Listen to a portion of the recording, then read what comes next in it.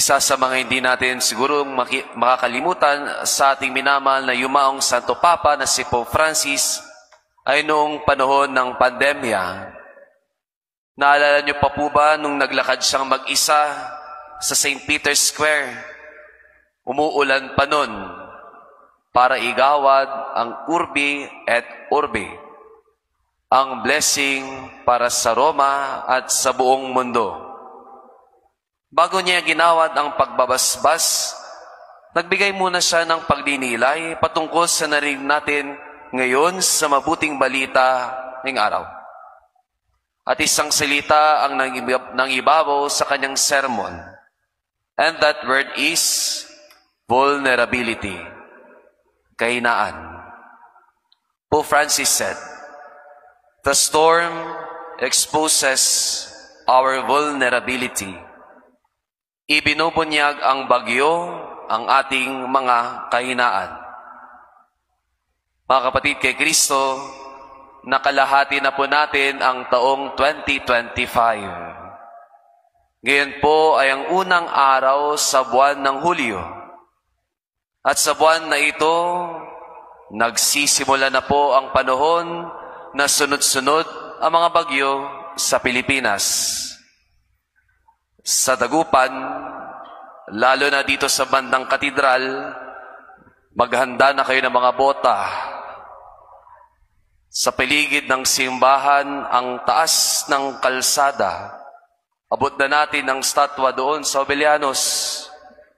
Ibig sabihin, ano ang katotohanan? Asahan natin dito sa simbahan ang pagtaas ng baha. Pinapamalas sa atin ng kahit gaano karangya, kahit gaano kagarbo ang gusali ng katedral, nabubunyag sa atin ng bagyo ang ating kahinaan dito sa simbahan na ito. Bahain ang katedral pag bagyo. High tide pa lang, baha na dyan sa kalsada. Paano pa pag may bagyo? Pinapamalas sa atin na kahit gaano katayo'y kagarbo at kaganda ang ating simbahan, ang bagyo pinapamalas ang kahinaan. Ganon din sa ating mga sarili. Akala natin malakas tayo. Akala natin kaya na nating mag-isa. Akala natin kayang-kaya natin na kahit anumang bagyo ang dumaan sa ating buhay at anumang hamon ang haharapin natin. Pero isasampal tayo ng katotohanan sa buhay natin. Lalo na sa mga pagkakataong hindi natin inaasahan na kapag ang mga bagyo ng suliranin, ng problema, ng pasanin, at mga hamon sa buhay, hindi natin kayang mag-isa. But the good news for today, dear brothers and sisters, the Lord assures us, siya ang ating sandigan. Hindi tayo nag-iisa. Katulad ng mga disipulo, marunong tayong tumingin sa Diyos. Quite ironic, the first reading about the destruction of the city of Sodom, the angel said, "Do not look back." The gospel reading tells us also, look beyond, look above.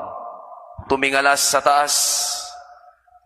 Dahil ang Panginoon, sinisigurado sa atin ngayon at sasabihin, hindi ko kayo pinabayaan, hindi ko kayo hinayaan, hindi ko kayo iniwan. Nandito ako sa ating bangka. Dearly beloved, storms show us our truest vulnerabilities. Mahina lang tayo. But also, storms manifest that God is with us. Hindi tayo nag-iisa. Kahit may bagyo, kasama natin ang Diyos. Now in silence we pray. Dearest Lord, grant us the courage in life's storms. Stay stay with us always, now and forever. Amen.